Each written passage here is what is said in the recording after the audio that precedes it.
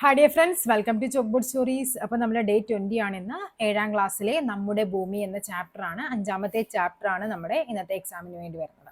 Okay, അപ്പോൾ already നിങ്ങൾ chapter നന്നായിട്ട് പഠിച്ചിട്ടുണ്ടാകുമെന്ന് വിശ്വസിക്കുന്നു. ചാപ്റ്റർ പഠിക്കാത്തവർ എന്ത് ചെയ്യുക, ഡിസ്ക്രിപ്ഷനിൽ നമ്മുടെ ഈ ക്ലാസ്സിന്റെ ലിങ്ക് അവൈലബിൾ ആയിരിക്കും. അതേപോലെ തന്നെ ടെലഗ്രാം ചാനലിൽ നമ്മൾ ടൈം ടേബിൾ അനുസരിച്ചിട്ടാണ് ക്ലാസ്സും മോക്ക് ടെസ്റ്റും പോയിക്കൊണ്ടിരിക്കുന്നത്. അതൊന്ന് ഫോളോ ചെയ്യാൻ ശ്രമിക്കുക. മാക്സിമം ഒരു 2-3 മാസത്തിനുള്ളിൽ നമുക്ക് SCRT കംപ്ലീറ്റ് ചെയ്യാം. അപ്പോൾ എന്ത് ചെയ്യുക, അതേപോലെ തന്നെ PDF-ഉം അവൈലബിൾ ആയിരിക്കും. അതും കൂടി ഒന്ന് വായിച്ചിട്ട് മാത്രം നിങ്ങൾ എന്ത് ചെയ്യുക, മോക്ക് ടെസ്റ്റ് അറ്റൻഡ് ചെയ്യുക. അതേപോലെ അറിയാൻ പാലാത്ത ക്വസ്റ്റ്യൻസ് ഒക്കെ എന്ത് ചെയ്യുക, നന്നായിട്ട് എഴുതി തന്നെ വെച്ച് പഠിക്കണേ. ഓക്കെ, അപ്പൊ ഫസ്റ്റ് ക്വസ്റ്റ്യനിലേക്ക് പോകാം. ഭൂമിയുടെ വൻകര ഭൂവൽക്കത്തിൽ അടങ്ങിയിരിക്കുന്ന പ്രധാന ധാതുക്കൾ ഇതെല്ലാം പ്രീവിയസ് ക്വസ്റ്റ്യൻസ് ആണ് തന്നിരിക്കുന്നത്. വൻകര ഭൂവൽക്കമാണ് ചോദിച്ചിരിക്കുന്നത്. അപ്പൊ നമുക്കറിയാം ഭൂമിയുടെ ഭൂവൽക്കത്തെ നമ്മൾ വൻകര ഭൂവൽക്കവും അല്ലെ, അതേപോലെ സമുദ്ര ഭൂവൽക്കവും ഒന്ന് തിരിക്കുന്നുണ്ട്. അതില് വൻകര ഭൂവൽക്കത്തിലെ ഭാഗങ്ങൾ ചോദിച്ചു കഴിഞ്ഞാൽ അത് ഏതാണ്? അത് സിയാലാണ് അല്ലെ. നമ്മൾ പറഞ്ഞിട്ടുണ്ട്, കോഡൊക്കെ വെച്ച് പറഞ്ഞു അല്ലെ. സിയാൽ എയർപോർട്ട് എവിടെയായിരിക്കുന്നത്? കരയിലാണ് അല്ലെ. നമ്മുടെ സിയാൽ എന്ന് പറയുന്നത് കൊച്ചിൻ ഇന്റർനാഷണൽ എയർപോർട്ട്, അത് എവിടെയാണ്? കരയിലാണ്. അപ്പൊ വൻകര ഭൂവൽക്കം ഏതാണ്? സിയാലും. സമുദ്ര ഭൂവൽക്കം എന്താണ്? സിമ. സമുദ്രം എന്ന് പറഞ്ഞ എന്താണ്? സിമ, അതിരുകളില്ലാത്തതാണ് അല്ലെ. അപ്പൊ അതിന് എന്ത് പറയും നമ്മൾ? സിമയാണ് എന്ത്? വൻകര ഭൂവൽക്കം എന്ന്, സമുദ്ര ഭൂവൽക്കം. അപ്പൊ നമുക്ക് വേണ്ടത് എന്താണ്? വൻകര ഭൂവൽക്കമാണ്. സോ ഏതാണ് ആൻസർ ആയിട്ട് വരേണ്ടത്? അലൂമിനിയം സിലിക്കയുമാണ്. അപ്പൊ ഏതാണ്? സിയാൽ. ഉണ്ടോ? അപ്പൊ ഇതാണ്, സിയാലാണ് വൻകര ഭൂവൽക്കം എന്ന് പറയുന്നത്. നമുക്ക് ഭൂമിയെ നമ്മൾ എത്രയായിട്ടാണ്? ഭൂവൽക്കമുണ്ട്, മാൻഡിലുണ്ട്, കാമ്പുണ്ട്, അങ്ങനെ തിരിക്കുന്നുണ്ട്. അതിന്റെ ഡീറ്റെയിൽസ് ഒക്കെ നമ്മൾ പറയുന്നുണ്ട് അല്ലെ. ക്ലാസ്സിൽ നമ്മൾ വ്യക്തമായിട്ട് ആ ചാപ്റ്റർ നല്ല വൃത്തിയായിട്ട് പഠിപ്പിച്ചു തന്നിട്ടുണ്ട്. നന്നായിട്ട് ക്ലാസ് കണ്ടിട്ട് മാത്രം മോക്ക് ടെസ്റ്റ് അറ്റൻഡ് ചെയ്യണേ. ഇതെല്ലാം പ്രീവിയസ് ക്വസ്റ്റ്യൻസ് ആണെന്ന് പറയുമ്പോൾ നിങ്ങൾക്ക് മനസ്സിലാകും ഓരോ ചാപ്റ്ററിൽ നിന്നും എങ്ങനെയൊക്കെയാണ് ക്വസ്റ്റ്യൻസ് വരുന്നത് എന്നുള്ളത്. നെക്സ്റ്റ് നോക്കിക്കേ, ഭൂവൽക്കത്തിലെ ഭൂഖണ്ഡങ്ങളിലെ ഭാഗം സിയാൽ എന്നും സിയാലിന് താഴെ കടൽത്തറ ഭാഗം സിമ എന്നും അറിയപ്പെടുന്നു. നമുക്ക് വേണ്ടത് ശരിയായ പ്രസ്താവനയാണ്. ഭൂവൽക്കവും മാൻഡിലും വേർതിരിക്കുന്നതാണ് ഗുട്ടൻബർഗ് വിചിന്നതയും ഭൂവൽക്കവും പുറക്കാമ്പും ചേർന്നതാണ് എന്ത്? ലിത്തോസ്ഫിയർ എന്നും മാൻഡിലിന്റെ ദുർബലമായ മുകൾ ഭാഗത്തെ നമ്മൾ എന്ത് പറയുന്നുണ്ട്? എസ്തനോസ്ഫിയർ എന്നും പറയുന്നുണ്ട്. അപ്പൊ ഇത്രയും കാര്യം നമുക്ക് പഠിച്ചതിൽ നമ്മൾ പഠിച്ച ടോപ്പിക്കുകൾ ഈ രണ്ടും മാത്രമേ ഉള്ളൂ. അപ്പൊ നമുക്ക് നോക്കാം. ഭൂവൽക്കത്തിലെ ഭൂഖണ്ഡങ്ങളുടെ ഭാഗം, അതായത് വൻകര ഭാഗം സിയാൽ എന്നും സിയാലിന് താഴെയുള്ള കടൽത്തറ ഭാഗം എന്താണ്? സിമ എന്നും അറിയപ്പെടുന്നു. ഇത് ശരിയാണ്. ഒന്ന് ശരിയാണ്. ഈ ഒറ്റ പോയിന്റ് നിങ്ങൾ പഠിച്ചാൽ മതി. ശരിയായ പ്രസ്താവനയാണ് ചോദിച്ചിരിക്കുന്നത്. ഇതെല്ലാം അങ്ങ് വെട്ടിക്കോ. ആൻസർ ഏതാണ്? ഓപ്ഷൻ എ ആണ്, 1ഉം 4ഉം ആണ്. മാൻഡിലിന്റെ ദുർബലമായ മുകൾ ഭാഗമാണ് എന്ത്? അസ്തനോസ്ഫിയർ എന്ന് പറയുന്നത്. അതും ഇവിടെ ശരിയാണ്. ഇവിടെ നമ്മളോട് പറഞ്ഞിരിക്കുന്നത് എന്താണ്? ഗുട്ടൻബർഗ് വിചിന്നത. അപ്പൊ നിങ്ങൾ എന്ത് ചെയ്യണം? ഈ വിചിന്നതകൾ നമുക്ക് പഠിക്കാനുണ്ട്. നിങ്ങൾ എന്ത് ചെയ്യുക, ഈ ഒരു ചാപ്റ്ററുമായിട്ട് ബന്ധപ്പെട്ട് നമ്മുടെ വേൾഡ് ജോഗ്രഫിയിൽ നിങ്ങളുടെ കയ്യിലിരിക്കുന്ന റാങ്ക് ഫയൽ ഏത് വായിക്കോട്ടെ, ആ റാങ്ക് ഫയലിലെ ടോപ്പിക്കുകളിൽ ഒന്ന് വായിച്ചു കഴിഞ്ഞാൽ നിങ്ങൾക്ക് ഒന്നുകൂടെ ഈ ചാപ്റ്റർ എന്ത് ചെയ്യും, അതിൽ പറയാത്ത കുറച്ച് പോയിന്റ്സ് എക്സ്ട്രാ വരുന്നുണ്ട്. അതും കൂടി ആകുമ്പോഴേക്കും നിങ്ങൾക്ക് ഈ ഒരു ഭൂമി എന്ന് പറയുന്ന ഒരു ടോപ്പിക്ക് നിങ്ങൾക്ക് സെറ്റ് ആകും. ഭൂവൽക്കവും മാൻഡിലും ചേരുന്നതാണ് എന്ത്? ഗുട്ടൻബർഗ് വിചിന്നത എന്നാണ് പറയുന്നത്. അല്ല, ഇത് ഏതാണ്? ഗുട്ടൻബർഗ് എന്ന് പറയുന്നത് ഇപ്പറയുന്ന മാൻഡില്. ഓക്കെ, മാൻഡിലും അതേപോലെ തന്നെ കാമ്പും, മാൻഡിലിനെയും കാമ്പിനെയും തമ്മിൽ വേർതിരിക്കുന്നതാണ് എന്ത്? ഗുട്ടൻബർഗ് എന്ന് പറയുന്നത്. ഓക്കെ ആണല്ലോ. ഇനി ഭൂവൽക്കവും മാൻഡിലും ആണെങ്കിൽ അത് ഏതാണ്? അതിനെ പറയുന്ന പേരാണ് മോഹോറോസിവിക് വിചിന്നത എന്ന് പറയുന്നത്. വിസിക്കാണ്, വിസിക് വിചിന്നത, മോഹോറോ വിസിക് വിചിന്നത എന്ന് പറയുന്നത്. മെഹറോവിസിക് വിചിന്നത എന്താണ്? ഭൂവൽക്കവും മാൻഡിലുമാണ്. മാൻഡിലും കാമ്പും ആണെങ്കിലാണ് എന്ത് പറയുന്നത്? ഗുട്ടൻബർഗ് വിചിന്നത. ഇത് തെറ്റാണെന്ന് മനസ്സിലായല്ലോ. ഭൂവൽക്കവും പുറക്കാമ്പും ചേരുന്നതാണ് ലിത്തോസ്ഫിയർ എന്ന് പറയുന്നത്. ലിത്തോസ്ഫിയർ എന്ന് പറയുമ്പോൾ ഏതാണ്? ഭൂവൽക്കവും മാൻഡിലിന്റെ മുകൾ ഭാഗവുമാണ്. അതായത് ഭൂവൽക്കവും ഉണ്ട്, മാൻഡിലിന്റെ മുകൾ ഭാഗവും കൂടി ചേർന്നാണ് എന്ത് നമ്മൾ പറയുന്നത്? ലിത്തോസ്ഫിയർ അല്ലെങ്കിൽ സ്ഥലമണ്ഡലം, ശിലാമണ്ഡലം എന്നൊക്കെ പറയുന്ന ലിത്തോസ്ഫിയർ ആണ്. അപ്പൊ ഭൂവൽക്കവും പുറക്കാമ്പുമല്ല, ഭൂവൽക്കവും മാൻഡിലിന്റെ മുകൾ ഭാഗവുമാണ് ലിത്തോസ്ഫിയർ എന്ന് പറയുന്നത്. ഓക്കെ ആണല്ലോ. അപ്പൊ ഇവിടെ നിങ്ങൾ ഈ ഒരു ചാപ്റ്റർ നിങ്ങൾ പഠിച്ചിട്ട് നിങ്ങൾ ഈ ഒരൊറ്റ പോയിന്റ് മാത്രമേ നിങ്ങൾക്ക് അറിയാവുള്ളൂ. അതിൽ നിന്ന് തന്നെ. അപ്പൊ അതാണ് ഞാൻ പറയുന്നത്, എല്ലാ പോയിന്റ്സുകളും നമുക്ക് അറിഞ്ഞില്ലെങ്കിലും ഈ സ്റ്റേറ്റ്മെന്റ് ടൈപ്പ് വരുമ്പോഴേക്കും നമുക്ക് അറിയാവുന്നതിൽ നിന്ന് നമുക്ക് ആൻസറിലേക്ക് എത്താനായിട്ട് എളുപ്പമായിരിക്കും. അതൊന്ന് ക്വസ്റ്റ്യൻ ഒന്ന് ഇരുത്തി വായിച്ച് നമുക്ക് വേണ്ടത് ശരിയാണ് വേണ്ടത്. സോ ശരി അങ്ങ് അടയാളപ്പെടുത്തുക. അതുള്ളത് ബാക്കി എല്ലാം അങ്ങ് എലിമിനേറ്റ് ചെയ്യാൻ പറ്റുന്നൊക്കെ എലിമിനേറ്റ് ചെയ്യുക. എലിമിനേഷൻ മെത്തേഡിലൂടെ ഞങ്ങൾക്ക് പെട്ടെന്ന് ആൻസറിലേക്ക് എത്താനായിട്ട് പറ്റും. ഓക്കെ ആണല്ലോ. നെക്സ്റ്റ് ക്വസ്റ്റ്യൻ നോക്കാം. താഴെ പറയുന്നവയിൽ ശരിയായ ജോഡിയാണ് വേണ്ടത്. ട്രോപ്പോസ്ഫിയർ എന്ന് പറയുന്നത് കാലാവസ്ഥാ പ്രതിഭാസമാണ്. അപ്പൊ നമ്മുടെ അന്തരീക്ഷത്തില് ആദ്യത്തെ ഭാഗമാണ് അല്ലെ ട്രോപ്പോസ്ഫിയർ എന്ന് പറയുന്നത്. അന്തരീക്ഷ പാളികളിൽ എങ്ങനെയൊക്കെയാണ് നമ്മൾ ട്രോപ്പോസ്ഫിയർ അല്ലെ, ഫസ്റ്റ് തന്നെ വരുന്ന ട്രോപ്പോസ്ഫിയർ ആണ്. അപ്പൊ ഏതാണ് ട്രോപ്പോസ്ഫിയർ? നമ്മുടെ അന്തരീക്ഷമായിട്ട് കൂടിച്ചേർന്ന് കിടക്കുന്നതാണ്. അപ്പൊ അതാണ് കാലാവസ്ഥാ പ്രതിഭാസം. ഒന്ന് ശരിയാണ്.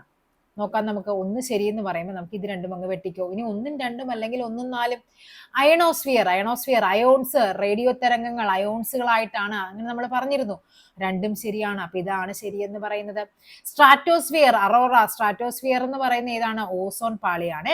അറോറയുള്ളത് എവിടെയാണ്? അറോറ എന്ന് പറയുന്നത് നമ്മുടെ തെർമോസ്ഫിയറിൽ ഉണ്ടാകുന്ന ഒരു പ്രതിഭാസമാണ് അറോറ എന്ന് പറയുന്നത്. തെർമോസ്ഫിയറിലാണ് എന്ത് വരുന്നത്? അറോറ എന്ന പ്രതിഭാസം. ഓക്കെ, അവിടെയാണ് എന്ത്? തെർമോസ്ഫിയറിൽ മറ്റൊരു പ്രത്യേകതയാണ്, ഉയരം കൂടുന്തോറും അവിടെ എന്തുണ്ട്? ഇവിടെ ഹൈറ്റ് കൂടുന്നതനുസരിച്ച് ടെമ്പറേച്ചറും ഇവിടെ കൂടിക്കൊണ്ടിരിക്കുകയാണ്. അതൊന്ന് പഠിച്ചു വെക്കണേ. തെർമോസ്ഫിയറിൽ ഉയരം കൂടുന്തോറും എന്താണ്? അവിടെ താപനില കൂടുന്നു. അതേപോലെ തന്നെ ഇവിടെ പഠിക്കുന്നതാണ് ഗ്രാവിറ്റേഷണൽ ഫോഴ്സ്, ഭൂഗുരുത്വാകർഷണ ബലം ഏറ്റവും കുറവുള്ള മണ്ഡലം ചോദിച്ചു കഴിഞ്ഞാൽ അതും ഏതാണ്? തെർമോസ്ഫിയർ ആണ്. അതേപോലെ മിസോപാസ് മുതൽ 80 മുതൽ 600 കിലോമീറ്റർ വരെയാണ് എന്ത്? ഈ പറയുന്ന തെർമോസ്ഫിയർ ഉള്ളത്. ഓരോന്നിന്റെയും ഡീറ്റെയിൽ ആയിട്ട് നമുക്ക് ആ ടെക്സ്റ്റിൽ പറയുന്നുണ്ട്. ഓക്കെ ആണല്ലോ. നെക്സ്റ്റ് നോക്കാം. അന്തരീക്ഷ പാളിയായ ട്രോപ്പോസ്ഫിയറിൽ അനുഭവപ്പെടുന്ന ക്രമമായ താപനഷ്ട നിരക്കുമായി ബന്ധപ്പെട്ട് താഴെ തന്നിരിക്കുന്നവയിൽ ശരിയായത്. ഇത് കഴിഞ്ഞ ASMന്റെ സെക്കൻഡ് ഫേസിൽ ചോദിച്ച ക്വസ്റ്റ്യൻ ആണ്. ASMന്റെ സെക്കൻഡ് ഫേസിൽ ഏതാണ്? ഓരോ 175 മീറ്ററിലും 1 ഡിഗ്രി സെൽഷ്യസ് ക്രമമായ താപനഷ്ട നിരക്കാണ്. നഷ്ടമാണ്. അപ്പൊ എന്തായിരിക്കും? കുറയുകയായിരിക്കും. നമുക്ക് ഇത് രണ്ടും അങ്ങ് വെട്ടിക്കളയാം. 175 ആണോ 165 ആണോ എന്ന് അറിഞ്ഞാൽ മതി. ഏതാണ്? ഓരോ 165 മീറ്റർ ഉയരത്തിലുമാണ് 1 ഡിഗ്രി വീതം എന്ത് ചെയ്യുന്നത്? കുറഞ്ഞു കുറഞ്ഞു വരുന്നത്. ഇതിനെയാണ് നമ്മൾ പറയുന്നത് എന്ത്? ക്രമമായ താപനഷ്ട നിരക്ക് എന്ന് പറയുന്നത്. ഓരോ 165 മീറ്ററിലും 1 ഡിഗ്രി സെൽഷ്യസ് എന്ന നിരക്കിൽ താപം കുറഞ്ഞു വരുന്ന പ്രക്രിയയാണ് ക്രമമായ താപനഷ്ട നിരക്ക്. ഇതാണ് എന്ത്? ട്രോപ്പോസ്ഫിയറിൽ. അപ്പൊ ട്രോപ്പോസ്ഫിയറിൽ എന്തൊക്കെയാണ് നമുക്ക് പഠിക്കാനുള്ളത്? ട്രോപ്പോസ്ഫിയർ ഉയരം ഹൈറ്റ് കൂടുന്നതനുസരിച്ച് ഇവിടെ താപനില എന്ത് ചെയ്യുന്നുണ്ട്? കുറയുന്നുണ്ട്. അതേപോലെ തന്നെ അന്തരീക്ഷത്തിന്റെ എന്താണ് നമ്മുടെ ഏറ്റവും അല്ലെ ഭൂമിയുടെ പ്രതലത്തോട് യോജിച്ച് കിടക്കുന്ന അല്ലെ ഏറ്റവും ചേർന്ന് കിടക്കുന്ന ഏതാന്ന് ചോദിച്ചു കഴിഞ്ഞാൽ നമ്മുടെ ട്രോപ്പോസ്ഫിയർ ആണ്. നമ്മുടെ ദൈനംദിന കാലാവസ്ഥ വ്യതിയാനം ഒക്കെ എവിടെയാണ്? ഈ പറയുന്ന ട്രോപ്പോസ്ഫിയറിലാണ്. നാം അധിവസിക്കുന്ന എവിടെയാന്ന് ചോദിക്കും. അത് എവിടെയാണ്? ട്രോപ്പോസ്ഫിയറിലാണ്. അതായത് ഭൂമി ഇങ്ങനെയാണെങ്കിൽ ഏറ്റവും അടുത്ത് കാണുന്നതാണ് ട്രോപ്പോസ്ഫിയർ. അവിടെയല്ലേ നമ്മൾ അധിവസിക്കുന്നത്. നമ്മുടെ മഞ്ഞ് മഴ കാലാവസ്ഥ വ്യതിയാനങ്ങളെല്ലാം ട്രോപ്പോസ്ഫിയറിലാണ്. ഇവിടെയാണ് മാനവരാശിയുടെ ഭവനം എന്നറിയപ്പെടുന്ന ട്രോപ്പോസ്ഫിയറിലാണ്. മഞ്ഞ് മഴ മേഘരൂപീകരണങ്ങൾ അങ്ങനെ എല്ലാ അന്തരീക്ഷ പ്രതിഭാസങ്ങളും എവിടെയാണ്? ഈ പറയുന്ന ട്രോപ്പോസ്ഫിയറിലാണ്. ഓക്കെ ആണല്ലോ. നെക്സ്റ്റ് നോക്കാം. അന്തരീക്ഷത്തിൽ അടങ്ങിയിരിക്കുന്ന വിവിധ വാതകങ്ങളിൽ 3ാം സ്ഥാനവും 4ാം സ്ഥാനവുമാണ് വേണ്ടത്. 3ഉം 4ഉമാണ് നമുക്ക് വേണ്ടത്. അപ്പൊ അത് ഏതായിരിക്കും 3ഉം 4ഉം വരേണ്ടത്? ഇവിടെ നമുക്ക് അറിയാവുന്നത് കണ്ടോ, ഇവിടെ നമുക്ക് ഏറ്റവും കൂടുതലുള്ളത് ഏതിലാണ്? ഏറ്റവും കൂടുതലുള്ളത് നൈട്രജൻ ആണ്, പിന്നെ ഓക്സിജൻ ആണെന്ന് നമുക്കറിയാം. അത് കഴിഞ്ഞ് വരുന്നത് ആർഗണും അതിനുശേഷം കാർബൺ ഡൈ ഓക്സൈഡുമാണ്. അപ്പൊ ഇതാണ് ആൻസർ ആയിട്ട് വരേണ്ടത്. ട്രോപ്പോസ്ഫിയറിൽ ഏറ്റവും കൂടുതൽ കാണപ്പെടുന്ന വാതകം, ട്രോപ്പോസ്ഫിയർ എന്ന് പറയുന്ന ഏതാണ്? നമ്മൾ പഠിക്കുന്നുണ്ട് അന്തരീക്ഷത്തിൽ ഏറ്റവും കൂടുതൽ കാണപ്പെടുന്ന വാതകം ഏത്? നൈട്രജൻ. അത് തന്നെയാണ് ചോദിച്ചിരിക്കുന്നത്. ട്രോപ്പോസ്ഫിയർ എന്ന് പറയുമ്പോൾ നമുക്കറിയാം നമ്മുടെ അന്തരീക്ഷ പാളി എന്ന് പറയുന്നത് ട്രോപ്പോസ്ഫിയറിലാണ്. അപ്പൊ അതിൽ ഏറ്റവും കൂടുതൽ കാണപ്പെടുന്ന ഏതാണ്? ഈ പറയുന്ന നൈട്രജൻ ആണ്. ട്രോപ്പോസ്ഫിയറിൽ ഏറ്റവും കൂടുതൽ കാണപ്പെടുന്ന വാതകം ചോദിച്ചു കഴിഞ്ഞാൽ നൈട്രജൻ ആണ്. ഇത് നമ്മുടെ 2023 വിമൻ പോലീസ് കോൺസ്റ്റബിളിന്റെ ക്വസ്റ്റ്യൻ പേപ്പർ ആണ് ഇത്. അതേപോലെ ഈ തന്നിരിക്കുന്നത് അതേപോലെ ഫീമെയിൽ അസിസ്റ്റന്റ് പ്രിസൺ ഓഫീസർ ആണ്, 2023 ചോദിച്ചതാണ്. ഭൂവൽക്കത്തെ കുറിച്ചുള്ള പ്രസ്താവനകൾ ശരി അല്ലാത്തതാണ് നമുക്ക് വേണ്ടത്. ശരിയല്ലാത്തത്. ഭൂമിയുടെ ഏറ്റവും പുറമേയുള്ള ഭാഗമാണ് എന്ത്? ഭൂവൽക്കം എന്ന് പറയുന്നത്. ശരിയാണോ അത്? താരതമ്യേന കനമുള്ള ഭാഗമാണ്, നേർത്ത പാളിയാണ്, മാൻഡിലിന്റെ താഴെയുള്ള ഭാഗമാണ്. ഇവിടെ നിങ്ങൾക്ക് ഏറ്റവും എളുപ്പത്തിൽ നമുക്ക് പറയാം താരതമ്യേന കനമുള്ള പാളി, നേർത്ത പാളി. ഇത് രണ്ടും എന്താണ്? ഒന്നുകിൽ കനമുള്ളത് അല്ലെങ്കിൽ നേർത്ത പാളി. അപ്പൊ ഇത് രണ്ടും കൂടി ആൻസറിൽ ഒരിക്കലും വരില്ല. അപ്പൊ എന്ത് ചെയ്യാം? ഇത് അങ്ങ് വെട്ടിക്കളയാം. കണ്ടോ, ഭൂമിയുടെ ഏറ്റവും പുറമെയുള്ള ഭാഗമാണ് എന്തെന്ന് പറയുന്നത്? ഭൂവൽക്കം എന്ന് പറയുന്നത്. ഭൂവൽക്കം, മാൻഡില്, കാമ്പ് അങ്ങനെയല്ലേ നമ്മൾ പഠിക്കുന്നത്. ഏറ്റവും പുറമെയുള്ള ഭാഗമാണ്. ഒന്ന് ശരിയാണ്. ഇതും വെട്ടിക്കോ. ഓക്കെ, ഇനി എന്താണ്? 1ഉം 3ഉം ആണോ 1ഉം 4ഉം ആണോ എന്ന് നമുക്ക് അറിഞ്ഞാൽ മതി. ഓക്കെ ആണല്ലോ. ഇവിടെ നോക്കിക്കേ, മാൻഡിലിന്റെ താഴെയുള്ള ഭാഗം ഏതാണ്? മാൻഡില്. എങ്ങനെയാണ്? ഇവിടെ ഭൂവൽക്കം, പിന്നെ മാൻഡില്, പിന്നെ കോറ്, കാമ്പാണ്. മാൻഡിലിന്റെ താഴെയുള്ള ഭാഗം ഏതാണ്? കാമ്പ്, കോറാണ് അല്ലെ. അപ്പൊ ഇതെന്താണ്? തെറ്റാണ്. അപ്പൊ ആൻസർ ഏതായിരിക്കണം വരേണ്ടത്? 1ഉം 3ഉമാണ് ആൻസർ ആയിട്ട് വരേണ്ടത്. താരതമ്യേന കനമുള്ള ഭാഗം ചോദിച്ചു കഴിഞ്ഞാൽ അത് ഏതാണ്? അത് മാൻഡിലാണ്. ഓക്കെ ആണല്ലോ. നെക്സ്റ്റ് ക്വസ്റ്റ്യൻ നോക്കാം. ഭൂവൽക്കവും മാൻഡിലിന്റെ ഉപരിഭാഗവും ചേർന്നുള്ള ഭാഗത്തെ വിളിക്കുന്ന പേരാണ് എന്ത്? ഭൂവൽക്കവും ഉണ്ട്, മാൻഡിലിന്റെ ഉപരിഭാഗവും. ഏതായിരിക്കും? ഭൂവൽക്കവും മാന്റിലിന്റെ ഉപരിഭാഗവും കൂടി ചേരുന്ന ഭാഗത്തെ പറയുന്ന പേരാണ് ശിലാമണ്ഡലം അല്ലെ. നമ്മൾ കുറച്ചു മുമ്പ് പറഞ്ഞു അല്ലെ, ഭൂവൽക്കം അതേപോലെ തന്നെ എന്താണ് ഭൂവൽക്കവും മാന്റിൽ, ഇവിടെ മാന്റിലുണ്ട്, മാന്റിലിന്റെ ഉപരിഭാഗം കൂടി ചേരുന്നതിനാണ് ശിലാമണ്ഡലം, ലിതോസ്ഫിയർ എന്നൊക്കെ പറയുന്നത്. അമ്ലമഴയുടെ പി എച്ച് മൂല്യം എത്ര? അമ്ലമഴ എത്രയാണ്? 7. 7 എന്ന് പറയുമ്പോൾ നമുക്കറിയാം ശുദ്ധജലമാണ്, ന്യൂട്രൽ ആണ്. 7ൽ കൂടുതലാണെങ്കിൽ എന്താണ്? 7ൽ കൂടുതലാണെങ്കിൽ അത് ആൽക്കലി നേച്ചറും 7ൽ കുറവാണെങ്കിൽ അത് അസിഡിക് നേച്ചറുമാണ്. 5ൽ കൂടുതലാണെങ്കിൽ എന്താണ്? അത് എന്ത് വരും? 5 to 7 എന്ന് പറയുമ്പോൾ നമുക്കറിയാം അത് അസിഡിക് ആണ്. 5ലും കുറവാണെങ്കിലാണ് നമ്മൾ അതിനെ എന്ത് പറയുന്നത്? അമ്ലമഴ അഥവാ ആസിഡ് റെയിൻ എന്ന് പറയുന്നത്. കണ്ടോ, മഴവെള്ളത്തിന്റെ പി എച്ച് മൂല്യം 5ൽ കുറവാണെങ്കിൽ അതിനെ അമ്ലമഴയായി കണക്കാക്കും. ഓക്കെ, അതേപോലെ ശുദ്ധജലത്തിന്റെ പി എച്ച് മൂല്യം എത്രയാണ്? 7 ആണ്. പുകയും മൂടൽമഞ്ഞും ചേർന്നതാണ്. പുകയും ഉണ്ട്, മൂടൽമഞ്ഞുമുണ്ട്. എന്താണ് പുകയും മൂടൽമഞ്ഞും ചേർന്നതിനെ പറയുന്ന പേര്? അതായത് സ്മോക്ക്, ഫോഗ്, മിസ്റ്റ്, സ്മോഗ്. ഏതാണ്? പുകയുമുണ്ട്, മൂടൽമഞ്ഞുമുണ്ട്. പുക എന്ന് പറയുന്ന ഏതാണ്? സ്മോക്കാണ്. മൂടൽമഞ്ഞ് എന്ന് പറയുന്ന ഫോഗാണ്. അപ്പൊ ഈ പറയുന്ന പുകയും മൂടൽമഞ്ഞും കൂടി ചേർന്നതിനെ പറയുന്ന പേര് സ്മോഗാണ് കേട്ടോ, സ്മോഗ്. അന്തരീക്ഷത്തിന്റെ ഏറ്റവും താഴെയുള്ള പാളിയാണിത്. ഭൂമധ്യരേഖാ പ്രദേശത്തെ ചൂട് കൂടുതലാണ്. ഏതാണ് ഈ അന്തരീക്ഷ പാളി? അന്തരീക്ഷത്തിന്റെ ഏറ്റവും താഴെയുള്ള പാളി എന്ന് പറയുമ്പോൾ നമുക്കറിയാം ഏതാണ്? ട്രോപ്പോസ്ഫിയർ ആണല്ലേ, ട്രോപ്പോസ്ഫിയർ. ഏറ്റവും താഴെ വരുന്നത് ട്രോപ്പോസ്ഫിയർ ആണ്. അന്തരീക്ഷത്തിന്റെ ഏറ്റവും മുകളിലുള്ള പാളി ഏതാണ്? ഏറ്റവും മുകളിൽ ചോദിച്ചു കഴിഞ്ഞാൽ അത് എക്സോസ്ഫിയർ ആണ്, എക്സോസ്ഫിയർ. ഇവയിൽ സ്ട്രാറ്റോസ്ഫിയറിനെ സംബന്ധിച്ചുള്ള പ്രസ്താവനകളിൽ തെറ്റല്ലാത്തതാണ് ചോദിച്ചിരുന്നത്. തെറ്റുമല്ല ചോദിച്ചിരിക്കുന്നത് അല്ലെ. തെറ്റല്ലാത്തെന്ന് ചോദിക്കുമ്പോൾ എന്താണ്? ശരിയാണ് നമുക്ക് വേണ്ടത്. അന്തരീക്ഷത്തിലെ ഏറ്റവും താഴെയുള്ള പാളി ഏതാണ്? അന്തരീക്ഷത്തിലെ ഏറ്റവും താഴെയുള്ള പാളി അത് ട്രോപ്പോസ്ഫിയർ ആണ്. അപ്പൊ ഇതെന്താണ്? തെറ്റാണ്. ട്രോപ്പോസ്ഫിയറിന് തൊട്ട് മുകളിലുള്ള പാളി അല്ലെ, ട്രോപ്പോസ്ഫിയർ കഴിഞ്ഞാൽ നെക്സ്റ്റ് വരുന്ന ഏതാണ്? സ്ട്രാറ്റോസ്ഫിയർ ആണ്. അപ്പൊ ഇത് ശരിയാണ്. ഉൽക്കകൾ മിക്കതും കത്തിച്ചാരമാകുന്നത് ഈ പാളിൽ വെച്ചാണ്. എവിടെ വെച്ചാണ് ഉൽക്കകളൊക്കെ ചാമ്പലാകുന്നത്? അത് മിസോസ്ഫിയറിലാണ്, മിസോസ്ഫിയർ. മിസോസ്ഫിയറിന് മുകളിൽ ഏകദേശം 80 മുതൽ എത്രയാണ്? 400 കിലോമീറ്റർ വരെ കാണപ്പെടുന്നു. അത് ഏതാണ്? അത് തെർമോസ്ഫിയർ ആണ്, തെർമോസ്ഫിയർ. അപ്പൊ ഏതാണ് ആൻസർ വരുന്നത്? തെറ്റല്ലാത്തത്, അതായത് ശരിയായതെന്ന് പറയുന്നത് ഓപ്ഷൻ ബി ആണ്. കാമ്പിനെ വിളിക്കുന്ന മറ്റൊരു പേര് കാമ്പ്. കാമ്പ് വരുമ്പോഴേക്ക് ഏതാണ്? നിഫെ അല്ലെ, നിക്കലും അയണും. അതാണ് കാമ്പിൽ ഉണ്ടാകുന്ന ഘടകങ്ങൾ എന്ന് പറയുന്നത്. നിഫെ എന്നറിയപ്പെടുന്ന ഏതെന്ന് ചോദിക്കാറുണ്ട്, അത് കാമ്പാണ്. സിയാലും സിമയൊക്കെ നമ്മൾ പറഞ്ഞു അല്ലെ.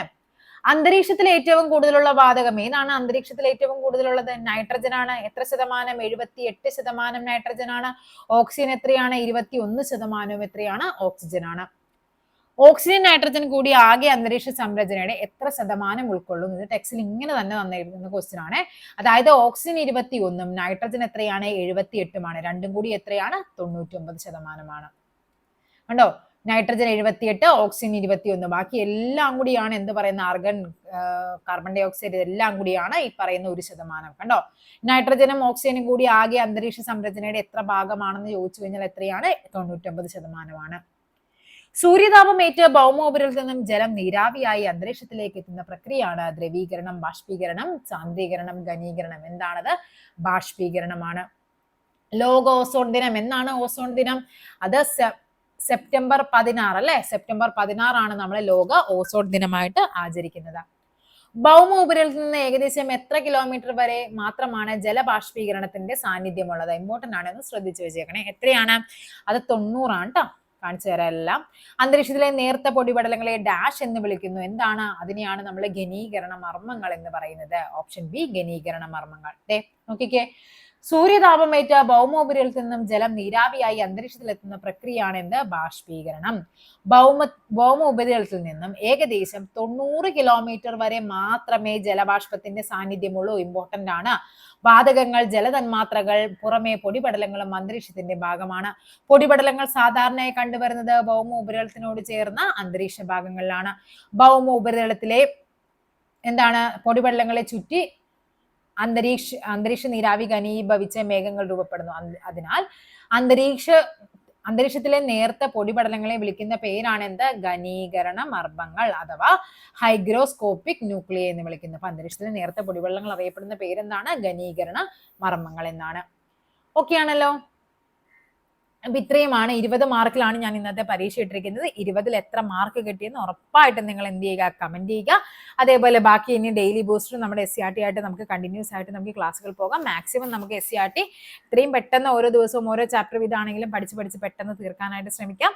അപ്പോൾ എന്ത് ചെയ്യാം, അടുത്തൊരു ക്ലാസ്സിൽ നമുക്ക് വീണ്ടും കാണാം. താങ്ക്